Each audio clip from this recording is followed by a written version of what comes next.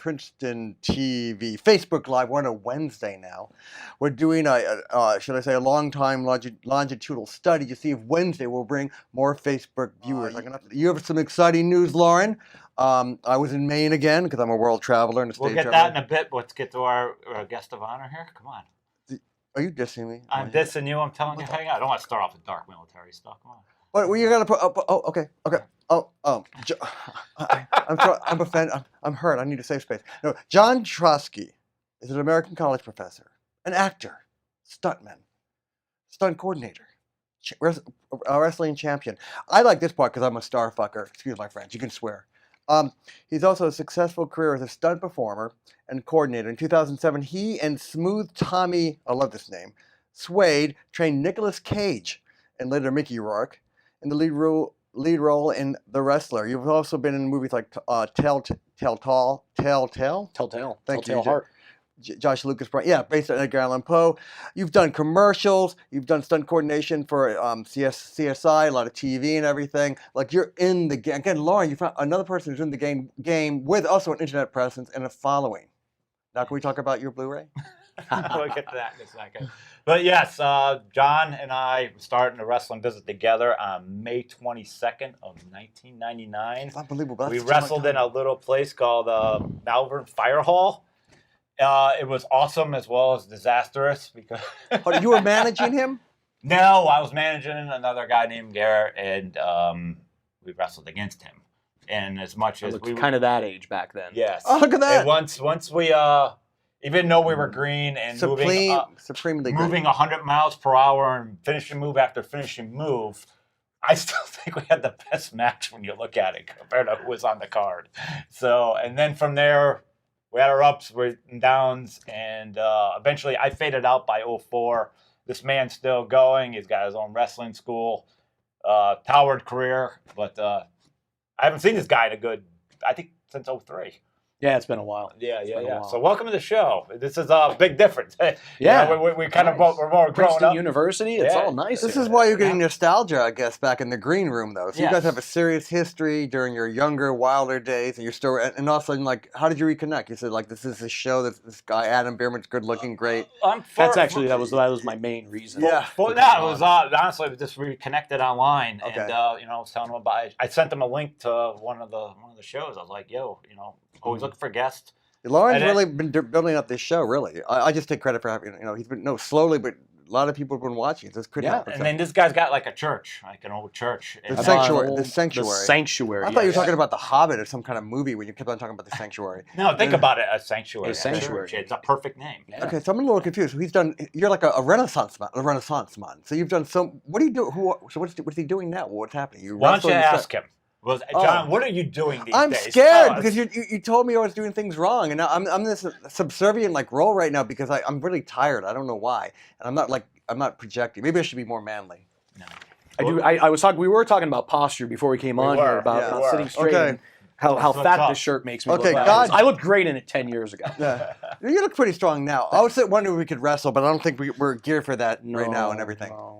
So what are you doing? You teach. You're a teacher. Penn State, Berks. Penn State University, Penn State, Berks, and Hazleton campuses. What do you teach? Instructional technology, instructional design, computer sciences, how to build a computer, graphic design classes like an art class, like just a Photoshop kind of base class, a web design class for building websites, video productions incorporated into that, a lot of other things that are new media like we're doing right now. Mm-hmm. Stuff like that. That's my main subject areas I cover in the IST department of Penn State. So you also kind of knew smartly, in a small way, don't depend on the wrestling business because the only way you're really going to make money is if you're working for Vince himself. To any of the kids at home that are professional wrestlers, follow your dreams, but have a backup plan. Yes. I'm probably one of the most successful guys I know in the professional wrestling business from the time that I came in it that didn't actually make it to WWE. Mm-hmm. And if I would have had to depend on the amount of money I made in pro wrestling, I'd be dead today. What kind of circuit are you on then? This is the AAA circuit. This is independent right now. No, this is a nice one. This is where I'm over in Italy. This is there's 20 and 30,000 people over there. I got very, very lucky in 2005. I did a couple of tours, like 6 or 7 tours over in Italy. And it was a tremendous, tremendous experience because from being in the professional wrestling business, the one thing that you really understood was it was about the energy of Yes. that connection with the audience. It's all it's about. And about manipulating that audience. And there used to be a phrase in wrestling. It doesn't matter if there's 5 people out there or 500 people out there or 5,000 people out there. That's bullshit. If there's for performance-wise, that's great. But when you're talking about energy-wise, there is no drug, there is no high, there is no anything that will ever make you feel what it's like to stand on a rope in front of 20 and 30,000 people on the opening card of the match when they're all fresh to see wrestling. And that you come out there, and I was wrestling, I was in red, white, and blue and had this thing said Hero across me, and I was wrestling at the time, it was 2005, so an Arab terrorist sort of character. And then I go to the top rope and 30,000 people stand up and explode because A, it's the first thing they're seeing, B, it doesn't matter who I'm doing, it's right after 9/11 and all that, so it's all of that energy carried right into that, into our opening match on that, and the energy of knowing how to work that audience is, and it's way different on the bigger scale, on that 10 and 20,000 person scale, because it's like a roar. It's like a wave. It comes in layers, as opposed to on indie wrestling. It's like, yay, I got a pop. You know, it's like, and you're usually happy about that. And you also got your kind of like your outline of what you're preparing to do. But also when you get out there, you see other waves to ride. Versus that's it. And I'm actually currently tied up in a court case with the state of Pennsylvania over whether professional wrestling is a sport or not. I beat them once in court already, which is fantastic. We're going to a round 2, which I'm. Why is there litigation on that subject though? They want to. Oh God, absolutely. In the state of Pennsylvania, we are a regulated sport of professional wrestling, as well as boxing, MMA, and kickboxing. Kickboxing, MMA, and boxing made the State Athletic Commission about $400,000 last year. Professional wrestling made it about $350,000. So when it literally, pro wrestling is half of the budget versus all of the other sports combined. Wow. The Pennsylvania State Athletic Commission's budget to continue doing things is around $500,000. So if you took away the pro wrestling side of it, they're in trouble. Right.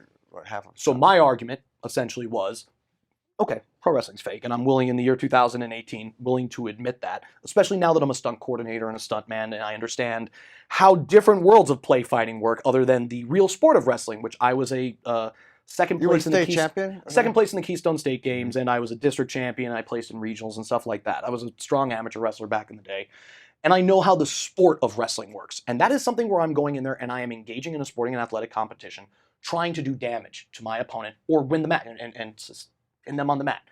Even at the time when we were doing it, we always knew who was winning and losing. Yes. I would say that there was, specifically at the time that we were doing it, we were doing more of that super indie trend, which was you had to have a script. You had to have pretty much a bullet point by bullet point by bullet point by bullet point how you're going to go about your match.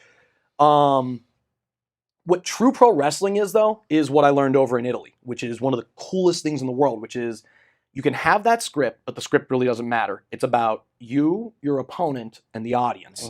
And it's about pulling the strings as it goes. Correct. Yes. And since we're allowed to say some non-PG things on here, I kind of compare it to 2 guys double teaming a chick. And it literally is both of us are in control, and it's all about working her. Right. And she's reacting. It is all, and it's all about the reactions. That's a beautiful metaphor. It's pro wrestling psychology, movie psychology, which you guys are all very understanding of, book psychology, music psychology. All of those things are based off of one thing. Donald Trump did it too. Sex. Oh, sex. Sex. I'm going to tell you why. Okay. If you know, now, kids at home, in case you don't know how sex operates, the pattern of it is generally like this, is that you kind of start off kind of hot and fast, but if you keep doing that, you're going to finish too soon, and that's a squash match in pro wrestling. So you have to bring down the pace. It's a crop failure. And then it's all getting to that point of good, and then bringing it up and down to the down. Okay, we can't finish here, so we're going to go down for a little bit and do X, Y, and Z until we're going to get back up to that pace, and then we're going to bring it down. And it's the hero arc. It's titillation too. It's expectation, which eventually leads to, at the end of the day, what are we trying to seek in the journey? Massive orgasm. We're trying to seek that through the sex part of it, but in the story, we want the good guy to win. That's what we want in pro wrestling. That's why we came out to see. We came out to see the hero win. When we go out to see a movie, we came out to see Iron Man win at the end of it. That's why Infinity War is so cool, because it kind of was like, oh, you had me here and you left me. You left me. You left me. And when the next movie comes out, all that magic's gone. all that all out the window. But yeah. So the whole point of this is, though, all of this follows the same pattern as pro wrestling, which is start it off hot, bring it down, hit your peaks and your valleys in between, lead to the comeback moment in the match where the go-home moment, the good guys coming in, bump, bump, bump, here we go, big finish, bump. That's sex. That's sex, and so is the movie. When you're watching the movie, it's not action through the entire thing, unless it's a Michael Bay movie. But I mean, it's generally you start off with some sort of an action sequence or some sort of an event that gets you hooked into the event, and then it's about how do we get that character back to square. With the ebb and the flow, some twists in the story. Could there be a possible disaster? Right, So pro wrestling, movies, music, same thing. Music starts off with that little hook in the song that you like, goes down the refrain, they're talking for a little bit, comes back to that hook, goes down, refrain, bridge, finish. You know what I mean? And same thing in pro wrestling. Falsy in the end, where the good, oh no, he's gonna come back, oh, he might turn around. That sort of thing. Same thing in a movie. It's like that moment when the villain, oh no, he turned it all around. Oh, the good guy still won. Still get off. But I digress on all this as far as the pro wrestling and all that kind But of now it's nonsense. learned in Italy, though. So it was, you kind of had a general idea that in Italy, but then you and Italy did, all right, so that's exactly what I want to get back to, is Italy taught me how to be a professional wrestler. A professional wrestler, if you ask me to define what a professional wrestler is, it is a wrestler who does a professional courtesy of not hurting you. And it that should takes skill. That takes skill. Yeah. Correct. Yes. It should take two guys though that know how to do this right. and dance Yes. and play guitar, versus what I believe is currently in professional wrestling today and what me and Garrett were at the time, Guitar Hero. A, B, C, D, A, B, D, D, A, B, and that's it. Moving 100 miles per hour. And we're just going from segment Frenetic, to segment to segment to segment. So it's frenetic, and but yeah, right. Pro wrestling is a true art, and I think it's dead. I think it is too. I think if you're asking me, and that's my whole point in court is, I it's definitely gone. want to get to that, but it's also at the same time, it's like you use the F word, fake, and of course, but I also say that we were a choreographed stunt show. Absolutely. I always hate it when someone's like, "Oh, it's fake." Like, no, doing these moves, slippery people, the sweat. People got hurt. People too. can get hurt. It's the same thing with stunts in movies. Like, Yeah. oh, well, it's a stunt guy. Guy fell over a car. The guy still rolled over metal Yeah, and hit the ground. And they still there's died. still nothing. There's nothing fake about it. It's just you know it's going to happen. I agree with that, but I think there's something else in pro wrestling that is also dead now, which is called kayfabe. Without a doubt. Kayfabe is why a state like Pennsylvania would regulate professional wrestling, because kayfabe is the idea of whatever we do, we have to make sure everybody believes this is real. And this can bring us up to segments like when Vader would do that interview and he punched the guy in the face. Right. Because like, is this fake? Yep. And you'd see guys like Vader. Literally, I just saw a clip of him with Ken Shamrock after he died. Yeah, and he gave where him he that beat forearm. the shit out of him in the ring. Yeah. Really? Because in professional wrestling, back before, pretty much exactly when I joined is when it changed. But anything before my time was fucking damn close to real. And it was real. You real had close your to real. moments. They're really going like that. Well, I mean, I think it depends. It depends on the worker. But there is absolutely allowed I'm allowed to go in there. Like if you and me said, hey, let's go in there tonight and beat the shit out of each other. You know? Oh, Yeah. I see. Or if we just didn't really like each other, even if the promoter Absolutely. wasn't, like, he gets me, Some all of that right, was- we're doing this tonight. All And right, the only professional Some of that would courtesy come out in between the us, real. yeah, the only professional courtesy at that point would be, I know you're going to win, or you know I'm going to win. Right. But the rest of that might be a 75 to 80% legitimate shoot and when fight. the crowd's looking around like, this looks, But that was good for business. That was. That was what pro wrestling was. That was the magic. I remember I go even way back. Bruno Sammartino bloodying someone. Yeah. Yeah, you didn't get those cauliflower ears for nothing. Yeah, I you was just know? going to say, a cauliflower ear doesn't, there's nothing fake about a cauliflower ear. So Yeah. there was a time, I think, that you could argue that professional wrestling was real. And if we're going to go truly historically where professional wrestling started, the carnivals, Yes. it was the answer to the town who, like, back in the 1920s, there was professional boxing. So you could go make a living on professional boxing. You can make a living on professional baseball or professional anything, except for professional wrestling. So all of the town's big hillbilly hicks ended up having to kind of join the carnivals and get the good ones, because they became what's known as a shooter. And then there was like guys that became like All-Americans, and then they joined and they became what was known as a hooker. And that was a person that was like your shooter, the person that could tear anybody apart in wrestling. And the carnivals would literally take their hookers and their shooters and place them in the main event in an open challenge against the town's best wrestler. Oh yeah. And it's And the exciting. carnies would place bets on it because there was no regulation in the carnivals back then. And as they were just surveying the crowd and seeing how the bets were going, if everybody was betting on the town's hometown hero and nobody was betting on the carnival guy was probably an All-American that could have tied him up. 1 or 2, they'd have a conversation with the town's hometown hero backstage and say, look, kid, you have no future. I'm going to pay you $100 back then, which $100 back then is thousands. Right. You know what I mean? Depression. Like, to do a dive tonight. And we'll make it look real close. We'll be like, oh, it was that close, man. Yeah. Right. That's how professional wrestling worked back then. And they literally could have had a contest where there was 5 or 6 real wrestling matches that who cares? Let the undercard be the undercard. But people came to see that main event. And it had nothing to do with pro wrestling. It had everything to do with the legitimate sport. They believed it was real, so the carnies took advantage of them. Right. And the carnies could make money and then go. Exactly, and then they're to the next town, and you can't catch up with the work. Right. So you trained originally with the Samoans. Yes. In Hazleton. Yes. How long? There with Dave Batista. That's right. Are that real Samoans? Yes, absolutely. The Samoans that you grew up with. The wild Samoans in the 70s, the tag champions. When was how long? So you went a while. I followed you for a bit, then I dropped off. When did the Sanctuary? Give us the origin of Sanctuary. How that even?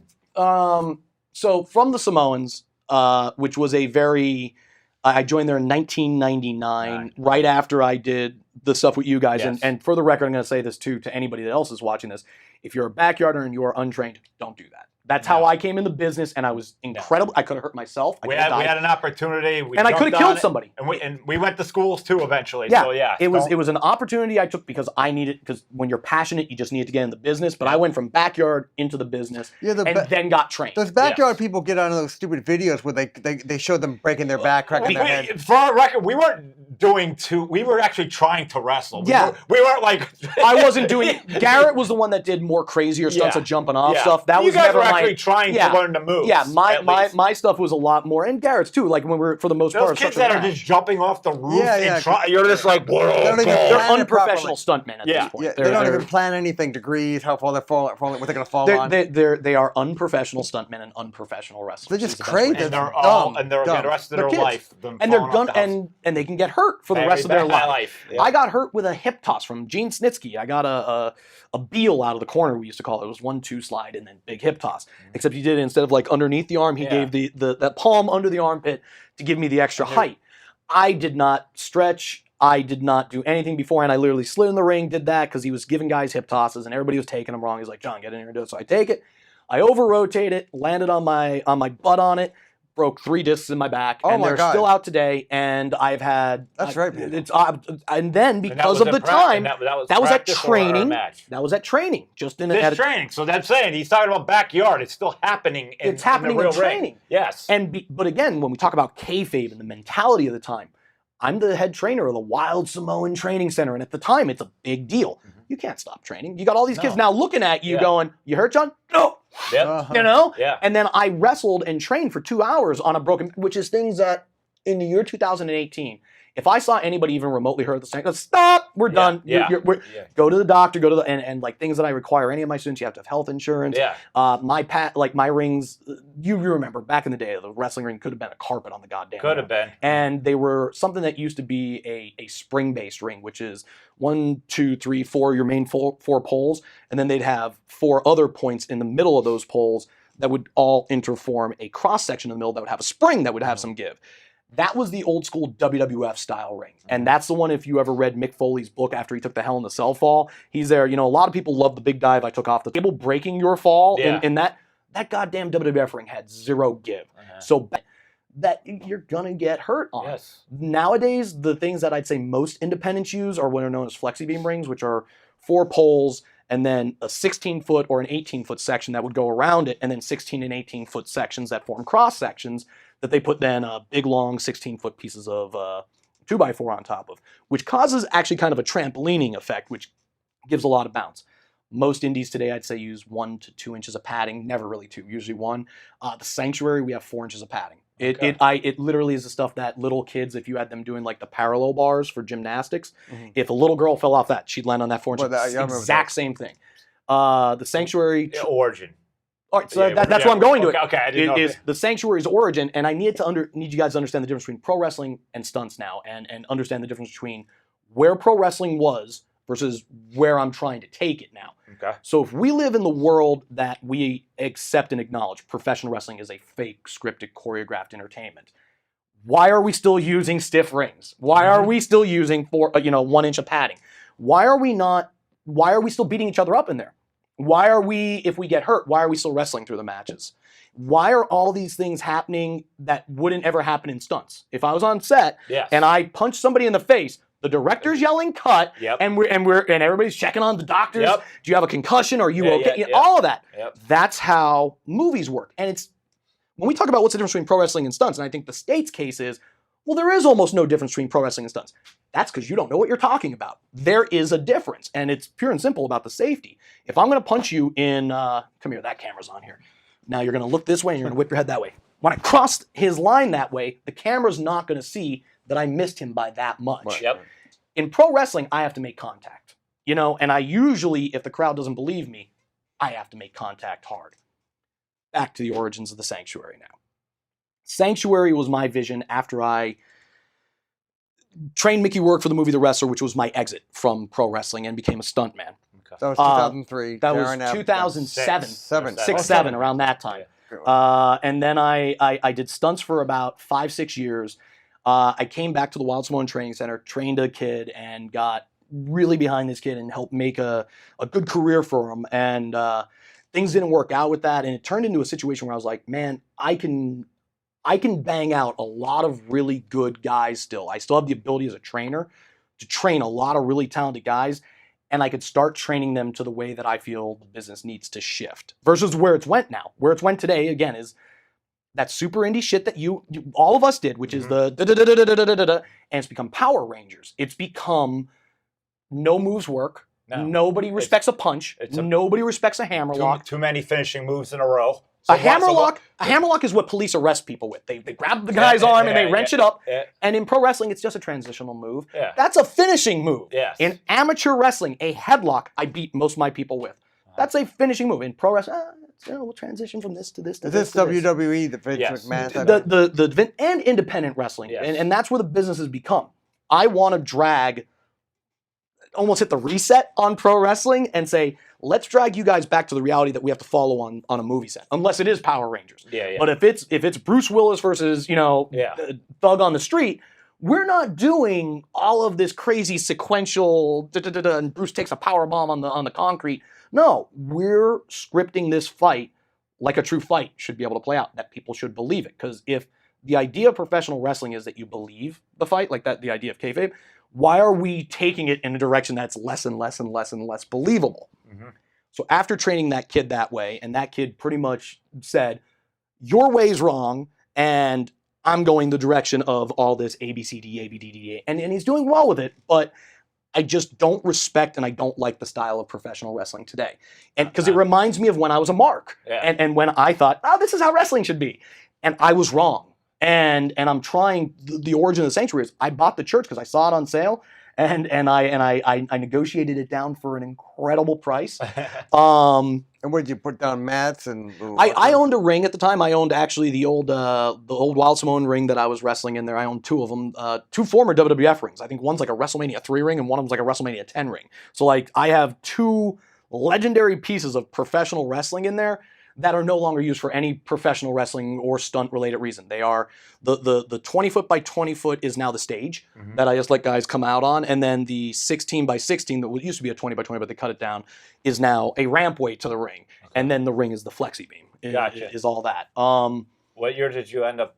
2012 is when, or no, sorry, 2013 or 14 in this ring. 13-14 is when I bought the Sanctuary. I did try to run a professional wrestling company for, I'd say, about a year or two with it. And because I was going to be Sanctuary, wrestling's last hope. Okay. And it was going to be and I went with a lot of like big guys, like guys that look like pro wrestlers. Guys that you wouldn't, as a fan, you wouldn't walk up to and go, You know, Yeah, and if yeah. you did, Yeah. you'd look at the guy and go, okay, I'm going to sit down back in my chair now. Because I think one of the things that me and Garrett did wrong, and I think our entire generation did wrong, is we were part of the generation that introduced, you could be a pro wrestler too, kid. I know. You could be, in 1999, that time it was, anybody can be a pro wrestler. And There it's were like the guys way millennial. smaller than us. I mean, And- you know, and you're it- like, wow.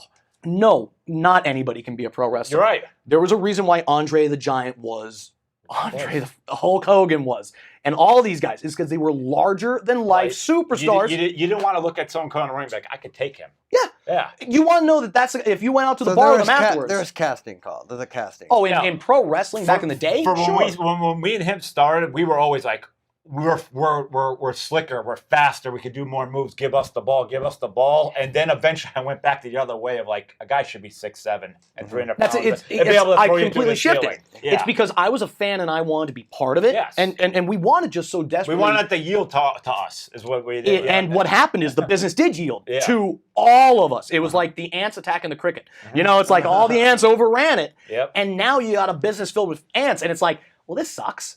I want to see the two crickets fight. Well, Yeah. we got no crickets left because they don't do it anymore. And Yeah. if they do it, they don't do it the way that the cricket should do it. The cricket's now trying to conform to the way the ant does it. And the Big Show doesn't need to be doing a moonsault. The Big Show doesn't need to be doing sequence and shit. Big Show needs to punch a man, and that's why I love the fact that his finisher is a punch to the face.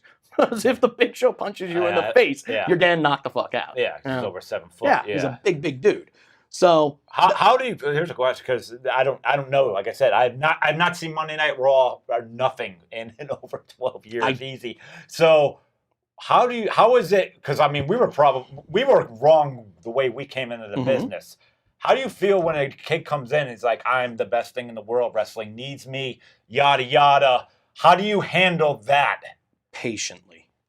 Yeah. Patiently, because it's like God is punishing me by handing me You from me back in the day. and Garrett. But and they're so a lot excited. of They have a people. goal. They have a dream. They have a dream. And I will not stifle the dream. And I got to find the way to compartmentalize, grab that be passion. realistic. Be realistic. I'm pretty sure though you've had your moments, as me and Garrett did, of someone let you know what you're doing wrong, maybe even the hard way. Oh, I'm known as that guy. No, but I'm talking it had happened probably to you as it happened to us. Like your attitude's wrong. We've got a way of showing you. All right. Is that part still happening? So you're saying like, do some- I ever a little shoot on a kid painful and beat the move? shit out of him? No. No. No. Okay. Back in so in pro wrestling, what you're basically saying is, there was guys like the Rock and Rebel who just murdered his wife that and piece of shit. that guy and then Yes. so he would have been one of the guys that would have came in there and it would have literally beat the shit out of a shoot in the ring, and probably would not have been the one to tell us why, and somebody else would have came and told us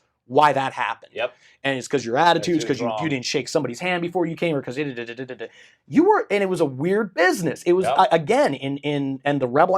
I won a match, and because I was a main eventer of a company, and the promoter believed in me, but I cut a promo that literally in a building that probably had 50 people in it, I made 10 leave because of my promo. So I crossed the line, but that pissed Rebel off so much that he literally after the match came down with a bunch of guys who just started attacking me, and I'm just like, all right, I'll work with it. They hold me up, and he unloads a steel chair shot against the top of my head, full blown. See the big white flash. I get the concussion. I have to just roll out of the ring like it, and that was the type of business it was then, and it's not it. And now, if you say like in the sanctuary, It's like insurance fraud. Yeah, everybody sues everybody. But I'm doing the business now as if, what if a professional movie studio took over professional wrestling and said, this is the way we're going to do it from now on, because the way you guys are doing it is dangerous, is just, it's insane. Again, like the idea. so that, I guess to answer my question, there's no real way of doing that. But what you did, but we just about kind of. Tough love. stretching. So here's something I've learned from my mother. My father has never beat me, but my father could beat the shit out of me and it never lessened, never would have sunk into me. My mother knows how to mentally destroy me with words.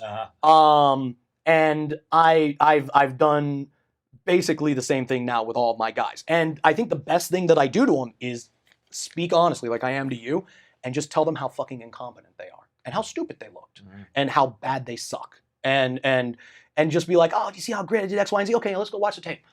and I almost intentionally ignore the things that I'm going to put over to them because they're just going to mark out for themselves. And you know what you did right, because that's why you're here, to hear me say good job for this. That's not why I'm here. It's my job as your trainer and as your teacher to show you this is where you suck, this is where you suck, this is where. And every time they all come in all proud of themselves before their or after their matches, then after they leave, fucking Trotsky's an asshole. You know, and so. But if they keep coming back, it shows they have tenacity. They want to get better. I'd say the Sanctuary, you know, actual students that have ever signed a contract with me, like zero. But when you talk about independent wrestlers and now some of the guys that have made it into stunts, I've touched hundreds and hundreds of guys now. In their hearts. Yes. In their hearts, I've touched many of these talented young I could have made a double entendre. Well, yeah, the double entendre works with me too. That's the worst the part. Michael Jackson. Yeah. But anyway, yeah. So mommies and daddies entrust their young 18-year-olds to you, though. Yeah. They I guess to some degree. I don't think I get many 18-year-olds. How old is the average? I would say most of the guys that I get in there are usually around 20 to 25. And the reason is I seem to be everybody's safety net in professional wrestling. Like, there's a lot of really bad wrestling schools out there now. I believe it. Because it was the Wild Samoan Training Center, like the Monster Factory, WCW's Power Plant, and Kowalski's. There's one in South Jersey, too, I remember. That was the Monster Factory, probably. That was back in the 90s and early 2000s. Now, there's almost one in every town. Like, and I mean it because it's like, and these are the people that got fired by AFA, the Wild Samoan, or got fired by somebody else, and they don't like the way their lives have played out. So they went out and spent, instead of another $3,000 on another training center, $3,000 on a ring, and opened their own company. And fanboys are running the business. So basically, they could only teach you to a point. The same way when someone's like, "Hey, I got a belt in Muay Thai, but they only got the first belt, but they're training and they only can get you so far." Or the jiu-jitsu guys. It's happening. And same thing with all these MMA you're a schools. third-degree black belt? Oh, you're completely self-trained. Yeah. You know, it's happened. There's the MMA explosion. Even all the traditional schools that were losing business just said, oh, we could teach MMA. Well, you didn't really learn that. Yeah. So it's like it's like these life coaches who go, well, I'm sympathetic. I can tell you to cheer up. And I'm a life coach. Anyway, maybe a little. No, I know. Trust me. I've thought about going down the life coach area just because. Oh, you could speak well, and you can make people feel better about themselves because you're charismatic, and you can make money off of this. Yeah. You know, like it could happen. Unfortunately, yeah. How do you separate the love you had as a kid for the business compared to what you went through versus my opinion today as far as when I had my falling out with Garrett, and I never went back to the wrestling business. It wasn't because of him. Mm-hmm. It was because I didn't like the way the business was going with entertainment. I didn't like the kayfabe thing was out. But most of all, I didn't like the internet stage of all these fans of no one's a fan. They all work for a wrestling site. They're all cosplayers. Yes. They're all part of the show. Like, I wouldn't have done that. Here's what should happen next. I didn't want to be around that. If you're not going to enjoy what you were doing, I don't want to be a part of it. It's now you've kind of hit where I'm at today. As I've said to many people around me, I hear the dice rolling in my life again because I've lost a lot of my passion for professional wrestling. The court case is part of it. The other part of it is very much this generation. And when you're in the generation that everybody gets a trophy, they don't understand that not everybody gets a trophy in real life. You need to learn how to lose. I hate that. Is that really true? You have to know what it's like. Is that pervasive that everyone wins? Self-image BS. That's why you're a professional wrestler, because you have low self-image. Yeah. It's because you felt that there's something more special, and I can say it's about everybody I've ever known, probably yourself and myself and Garrett included, because we know there's some sort of a light inside of us that we believe is special, and as opposed to you, me, and Garrett, we weren't constantly told, you're right, that light is special. No. That's the difference. In fact, we were told to condense that light. Yes. Is we believe we were special, and professional wrestling was just one of our art forms that we fell in love with, and that was the way we shined our light. Yeah. And I think you got that 30,000 Italian moment, right? I think shining the light is a big part of that is the struggle of the darkness. I think the only way you could truly be somebody who is truly has that glow Mhm. is by understanding how repressive the darkness is, Like, and by having those, Right. embracing it and losing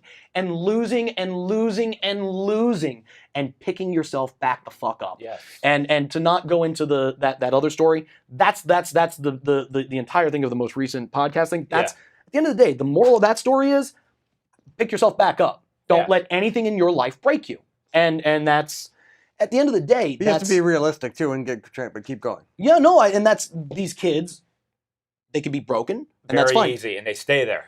and they get stuck. Yes. Oh, okay. And They what have no I've resiliency. seen a lot of these kids is it's no longer their fault they're not succeeding. Yes. It's my fault. Oh God. Yeah. It's my fault as a supervisor, as the person who is doing the scripting or the person that's doing the training. It's not the fact that they're not good.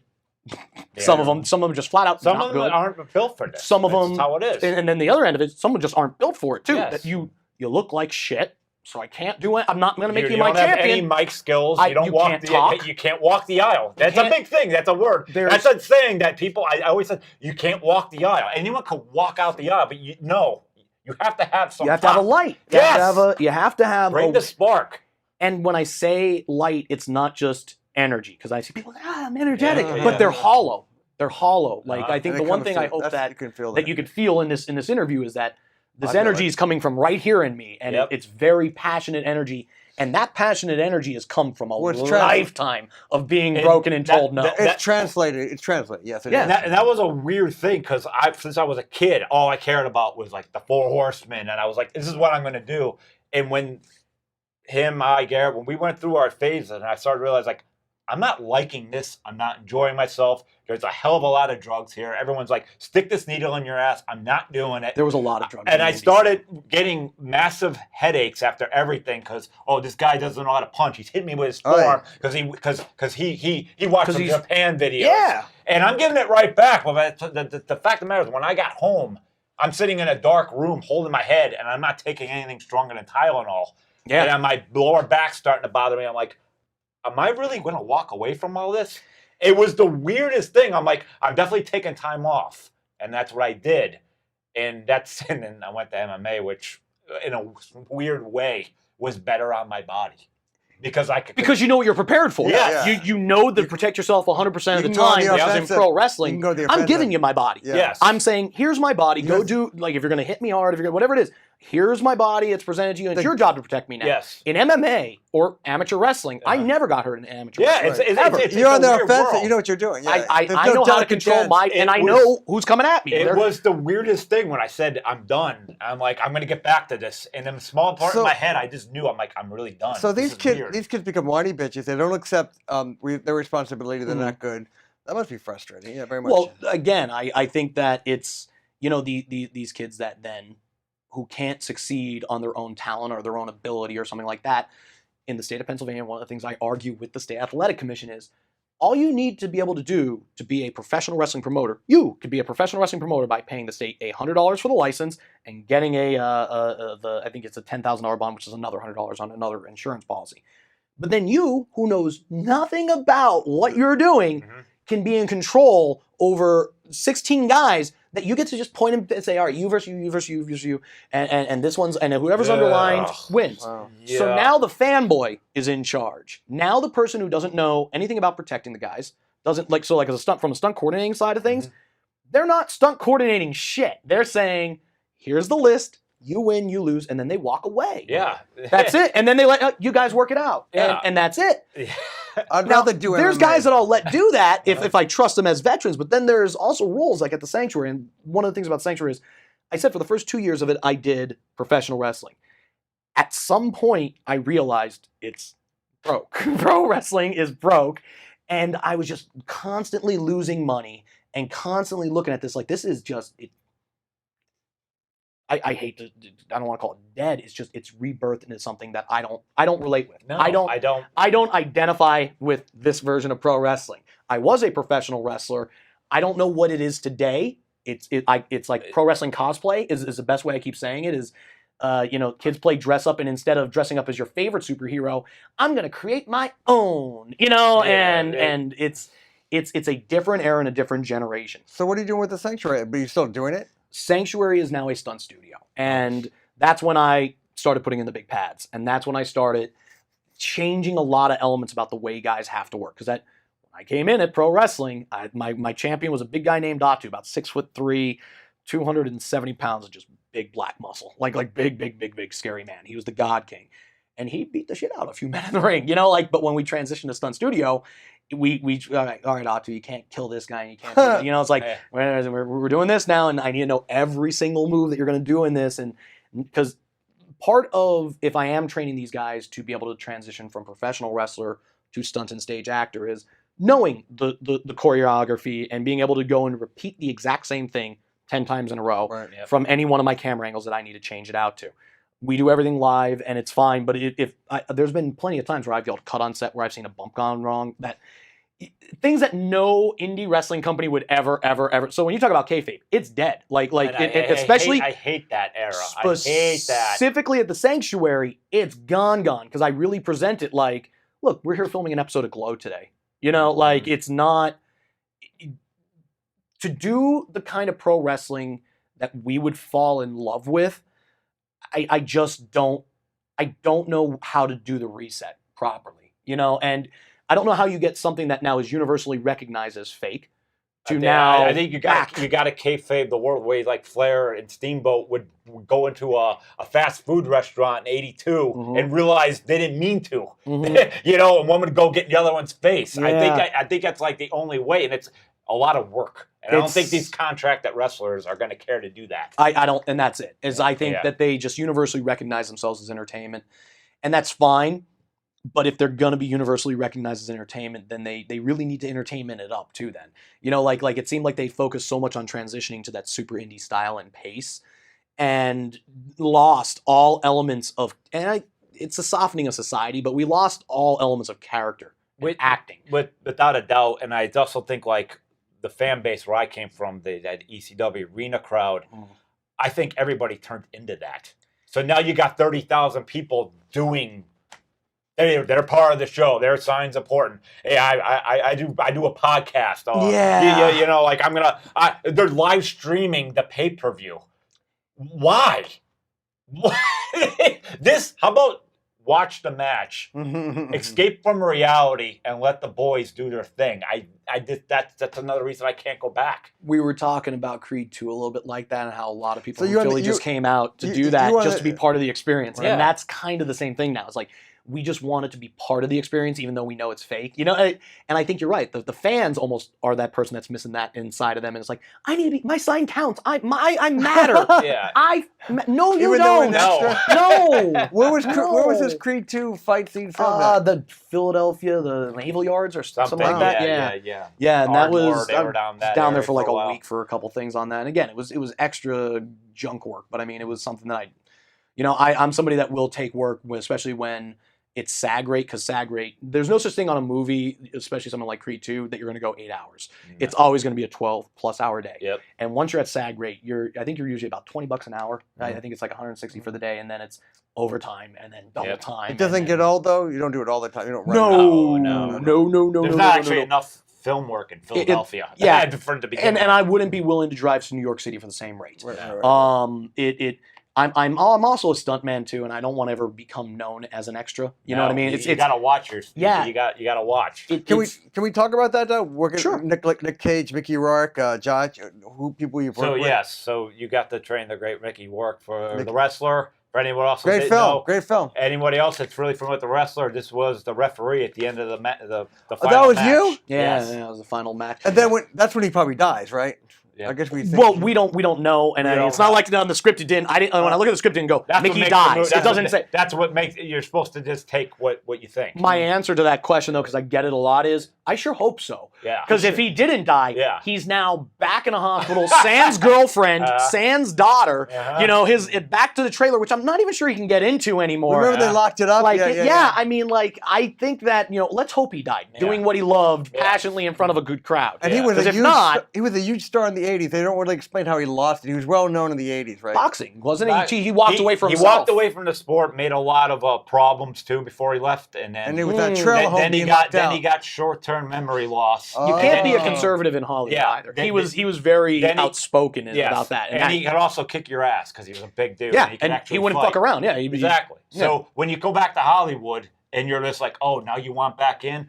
Oh, you get plastic surgery and you're not. Oh, we're free talking about the anymore? real Mickey Yeah. Rock. Yeah. Oh, I'm sorry. I'm talking about that's where I was No, at. I'm talking about the wrestler. Oh, I'm sorry. Well, No. I'm talking about the character Well, in the no, wrestler. well, the character, the wrestler, he was. He gets He was a back huge in. star in the '80s. oh, no, huge star in the '80s, absolutely, yeah. And then you never say He's why he stuck- didn't follow. Oh, probably The like same reason every star in the '80s they all Okay. fade out. They also fade out, and they But he also was broke. All they have is wrestling. What he said in the opening of the show, the same Follow way your I will dreams, say, have a backup plan. I will always say as a film guy too, I have a day job. Yeah. Watch your money. And those old wrestlers like Randy the Ram's character did not do that. None. And that's why he Oh, I opens see. up in a trailer park. I Because in the don't know movie, many- people kept on recognizing him. He was still famous in some ways. His face was recognizable. Sure, absolutely. Yeah. And again, I think But he was that in a trailer park. most of the wrestlers from the golden age of professional wrestling in that 1980s time, Yeah. in WWF, if you saw them out in public and you were a fan of that time, you would absolutely recognize them. I would also say most of those guys you can find out in public now because they're not. Hulk Hogan is probably the only one I could say is The like a exception. millionaire Mhm. and And separate. he had that lawsuit. too. Everybody else is broken down, Really? and just don't. They probably did. Randy Rat Piper died. They just When didn't- all you have is wrestling, you don't have anything after. Yep. And they did get injured. They did do steroids. They did have bone and heart and everything. I also say, with all that aside, regardless of how you turn out, just your finances are your finances. Like, Yeah. just please take care of that. Right. Put What do you some do away. when it's only your job for like 5? Like a lot of these guys only were up there 5-10 years tops, Yep. and then when you're out of that, you're not getting the $100,000 a year. You're getting now Yeah. 50, then 30, then As- 20. as you know, Opening up a parking lot, a shopping great center. quote out of Jim Ross. He used to always say, "It's not about how much you make; it's about how much you save." That's Correct. true. So anyway, getting back to Mickey Rourke. Yeah. When you worked with Mickey, was he crazy or you could work with him? I mean, insane. insane. Even when you really, did you fear for yourself? Or you could take No, I don't know. I fear for myself. He was training him. I don't. Yeah, he needed I him. just think that like compared to any other actor that I've dealt with, I would say that now here's a cool thing about Mickey. Mickey is also completely a normal dude as far as like a guy that you go on the bar and be able to have a You can really just good. talk to him. Sure, You can talk. but there's also the part of him too that is. It's almost like I don't want to call it bipolar by any means, but it's there's a part of him that does very much realize that he's Hollywood and that if you cross a certain line with him, he's a little bit like he. Oh, they said, I think I'm the still term that we Mickey. use is that he always lived on Planet Mickey Okay. and that it was Hurricane Mickey walking in the building. Like You it know was, what you you're just gonna never get. knew it was just a storm coming and band down the hatches and here we go. You know, like But- a but rock you- star. You were also I'll training cut a you. guy at the time was what 54 or something. I mean, And he obviously held up. I'm sure there was a learning curve, but were you Yeah. kind of impressed of like? But he'd been beaten up in boxing, done lots of drugs, and he was, and yeah, I don't think he's ever not really been in shape though. That's one thing about him. Yeah. I don't think I've said this in an interview yet. I'd say that myself and Tommy Suede and the stunt coordinator were brilliant in the way that we constructed a lot of matches on the movie The Wrestler because if you go back and you actually rewatch it, Mickey doesn't take a lot of bumps. He doesn't take a front bump, back bumps. Everything he takes a lot of times is rolls because Mickey's got, blown back, blown shoulders, so front bumps are out. Blown back makes and a screwed up neck. That makes back bumps out. You're definitely not getting flip bumps out of him. So everything that you're kind of getting out of him is either rolls and like he's got some good strikes and stuff like that. And we taught him some lucha stuff like an up and over where he put his legs. And he was an extremely athletic guy. So like he still had a lot of stuff like that. Just he's 54 and you can't beat the hell out of a 54-year-old anymore. yeah. And what about Nick Cage besides cracking? He's great. Nick Cage is I got along with Nick Cage better than I did Mickey Rourke because Mickey Rourke pure jock and that's cool and I get along with jocks but I'm also like again I'm a dweeb I'm very much a dork techie kind of that guy. You read books. Yeah, I'm intelligent. Nick Cage is a dork, and it was clear He that is a dork, right? we very much got along on dork. But literally, when I first met him, when he walked in the room, he's like, "I am Nick Cage," and I was like, "Are you doing a bit with me? Like, Right. is this really you, Nick?" And it was him, and I was like, "Holy shit, you're the guy." Who literally is this guy? Like you don't act in the movies. You say your lines because this is who you are. And Kind it of was that irreverent, breezy, kind of wise act. yeah, it was. And it was a really neat experience because I liked him. Again, I got along really well with him. The one thing about Nick didn't want to do his own stunts. Like, we brought him in there, and I remember on the first He day did we or didn't? did not. He And doesn't want Darren to- Aronofsky was like, "You're doing everybody like." Darren was like, "You're doing your own stunts because I'm method." Like that. That's Darren. Right. Nick took one back, but I remember his first one, and like we do the short one, like from the squat, that's just like that. And he hit, and he just looks up, and goes, "Am I supposed to feel this reverberating feeling in my neck?" And I'm like, "Oh, yeah, Nick, you fell down. Like it's a in fall. the ring, it's a fall, and the ring bounces, and you're gonna shake a little. I don't know." And then like his stuntman aces. His stuntman was able to just come and picked up everything instantly. Nick wasn't a young man either. Nick had to be in his 40s. How long did you He train Nick smokes before the and- switch? yeah. A month. I'd say about a month. We were. And that's when working the budget got cut too, because Nick was producing the movie too at one point. Nick, I think we were probably at a $15 to $20 million movie, and then went down to like a 5 or a 4. Because Mickey was Mickey's not bringing up dead. production. Yeah, Mickey, and then I think it was just all whoever the producers were at that time, and they expected all of it. And I think Nick expected it to be a Sundance Film Festival movie. Like nobody expected this thing to blow up to the levels that it did. Yeah. To me, it was like a comeback. It was for also film. like in a way a lot more believable because everybody thought that was just Mickey Rourke playing what he currently was at the time. Yeah, it's. Yeah, I think people felt You that. couldn't have casted a better character for it than Mickey because his own personal life reflected the story of it, which was 80s actor, your big comeback moment, 80s wrestler, big comeback moment. Alienated lots of people. And I'd say to some degree, I was slightly ironic that's the wrestler he did, I think, was it Iron Man 2 after that, but it really kind of fizzled for him a little bit after that again. So the wrestler, I think they got him 200,000 at that because he was still beat up on that from Iron Man. Yeah, he got beat up if I remember correctly. And while Martin Downey Jr. is fucking making millions. We're talking about comebacks of comebacks. Yeah, I mean, Whiplash. I can't even imagine how Mickey was sitting there just grinding his teeth on these scenes, going, No, 10 times the amount. What were you doing during like were you just doing school like in the daytime? Teaching college is This is the early 2000s. Don't forget, we only have about 5 minutes. Gotcha. Because I'm going into going into asking a big question here. Yep. So, but early 2000 into the wrestler. Were you just doing the professor thing, or were you? Doing That I graduated college at 23, and I was teaching college at 23. Wow. And I've been teaching college now 13 years. So there was this one part in the wrestler. I just don't know if this affects you as a person, but it affected me a lot. The part where Mickey Rourke's character says he needs more hours, and his boss tells him, "All I got is like the meat deli department, right?" So Mickey's character goes. And he puts all this humiliating things on, and there's like a doorway, and he starts pacing back and forth, and he's hearing his music, and he's hearing the cheers, and then he opens, and he's in this reality. Right. And I swear, I don't know about you, but every Monday morning when we were doing the wrestling, from the ECW era and everything, when I would punch in at work in the daytime, that killed me. And when I saw that part in the theater, if anybody looked at me, there was tears in my eyes. That's the part. That's the part that broke me down. Like all these people love me on the weekend, and now I'm back in a factory in the warehouse. And I remember it killed. Did that part? No, I know. I felt the emotion of it. The only thing I can relate is as a teacher. Yeah, it is.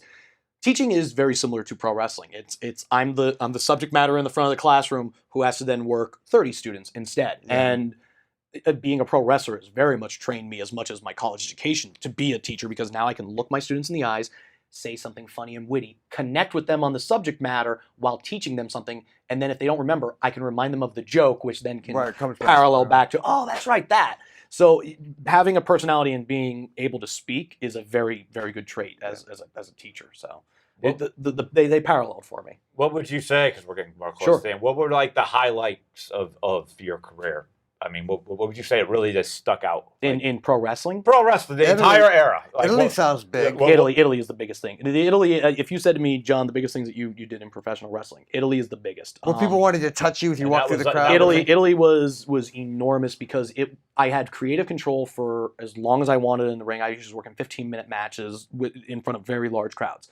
Number 2 would be SmackDown, just because everybody recognizes SmackDown. So I wrestled Mark Henry on SmackDown in 2006. And actually, that would be probably number 3. Number 2 would be the wrestler, because the rest, and actually wrestler should take first, because, no matter whether I wrestled on SmackDown, hundreds of guys are jobbers on SmackDown. Hundreds of guys have had contracts and do all this.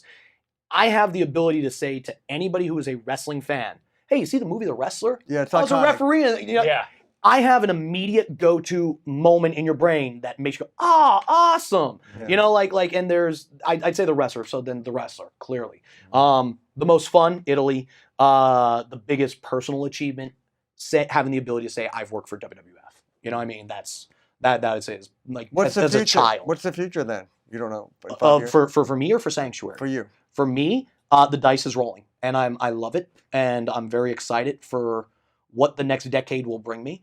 I think as I ended my pro wrestling career, I said this is the end of part 1 of my journey, and I'm destined for much greater things. Part 2 has wrapped up, I think, and I think I'm entering my third act of my life, and I'm very interested to see.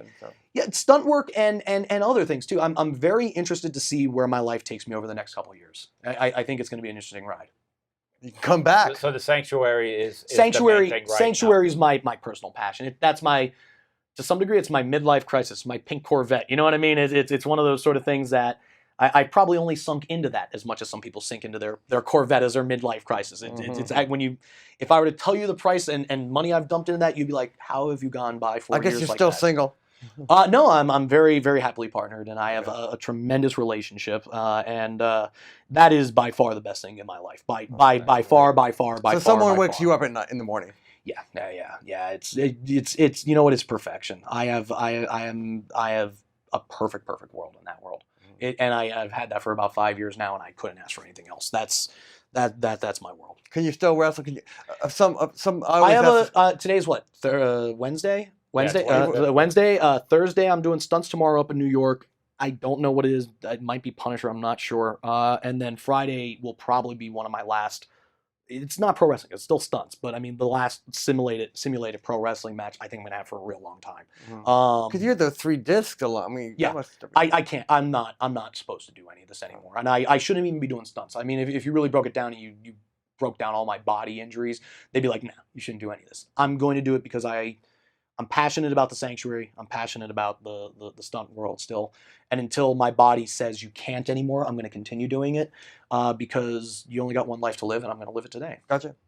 We didn't even get into Patton Oswalt, but anyway, go ahead. So if you want to look in that camera and do any of your plugs, how anyone could contact your website, the Sanctuary. John Trotsky, you can find me on Facebook, John Patrick Trotsky. You can please follow the Sanctuary at facebook.com/sanctuarypa. You can follow us on Twitter at sanctuarypatv. Instagram's the same at sanctuarypatv.